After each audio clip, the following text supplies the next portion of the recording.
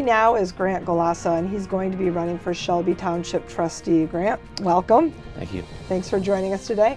So why don't you just start by telling us a little bit about your background, where you grew up, where you live, your professional and educational background?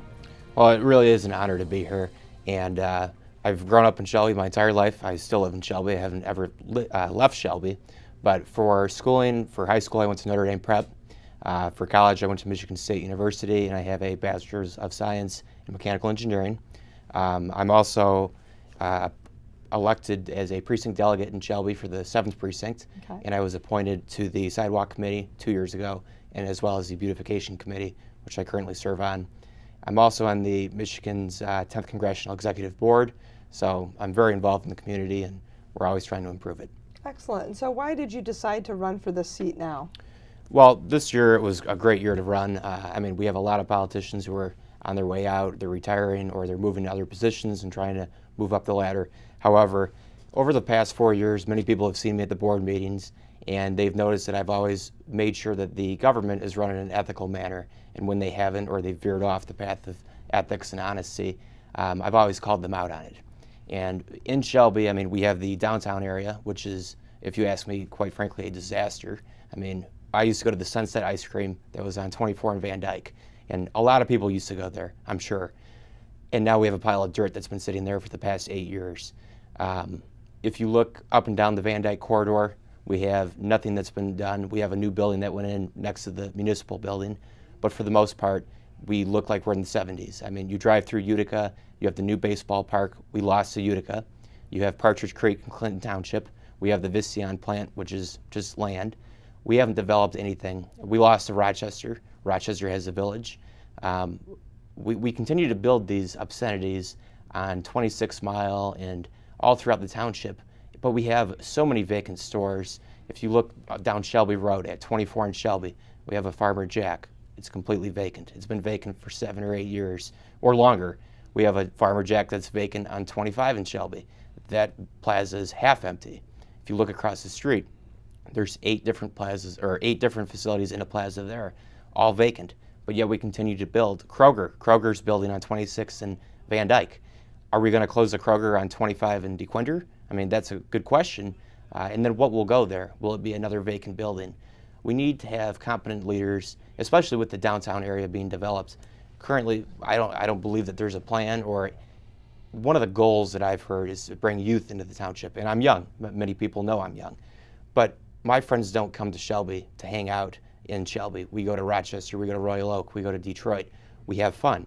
There's nothing in Shelby that draws youth. So that would be one of the goals of being on this board, hopefully to bring more youth to Shelby in ways that youth spend their time. They don't spend their time in condos that are executive living on 24 and Van Dyke. Now they've proposed putting in a medical plaza. That's not going to draw youth. The Sunset Ice Cream would have still drawn youth.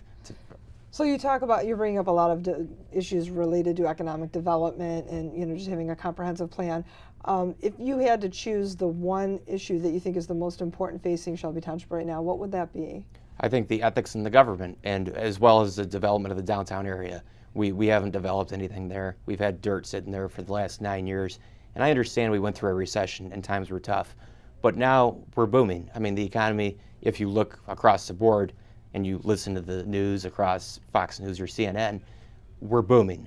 In reality, we're not. I think we're going to go into another depression very shortly, but now is the time to build. You can't build when you're in a recession, when we have no money. You have to build when times are good, and we don't do that.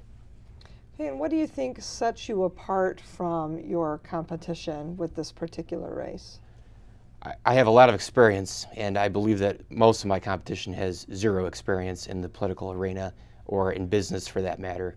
We have competitors now that, I don't know why they're jumping in the race. I think that they could have been handpicked and probably were handpicked by the current politicians to fill their vacancies so that they can ensure their yes vote on this board. And that's not what we need in government. And I'm self-funding. I am not taking money from any donors like many of these other politicians do. Politicians are all talk and no action. I've decided to self-fund because I'm not going to have my hands tied behind my back.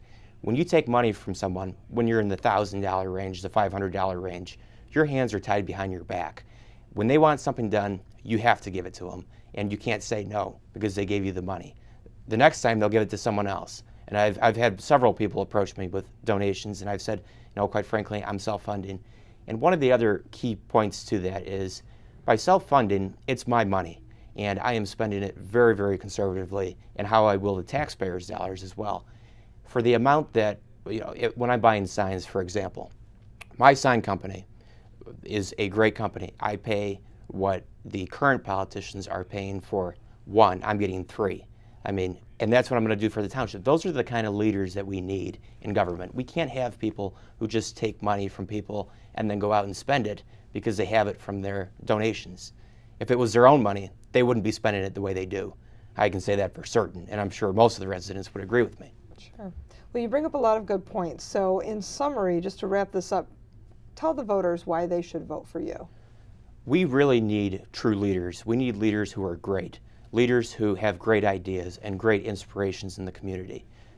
If you look at the current status of Shelby, we don't win. We don't win against anyone. Clinton Township, Utica, Rochester, Rochester Hills, Auburn Hills. We have to start winning. We have to get the best contractors, whether it be for sidewalks or whether it be for the DDA with the downtown development. We have to get people who know what they're doing, not people who just donate money to the campaign finances. That is corruption, and that's pure corruption. And I think many of the voters will agree with that. That's one of the reasons I'm self-funding. We need competent leaders. The people in the office currently, many of them never went to college, and we need people who are well-educated. If you're not well-educated and you don't know what you're doing, you're going to cause issues throughout the entire township, and this is reality. This isn't a TV show like you see on Comedy Central, even though the board meeting looks like that often, and sometimes is better than Saturday Night Live. We need real leaders, competent leaders, and people who know what they're doing. Well, Grant, thank you so much for coming in. Thank you very much. I appreciate it. Good luck in the August primary and also in November. We thank you for being here. It was a pleasure having a chat with you today. Thanks a lot. I appreciate it. Thank you.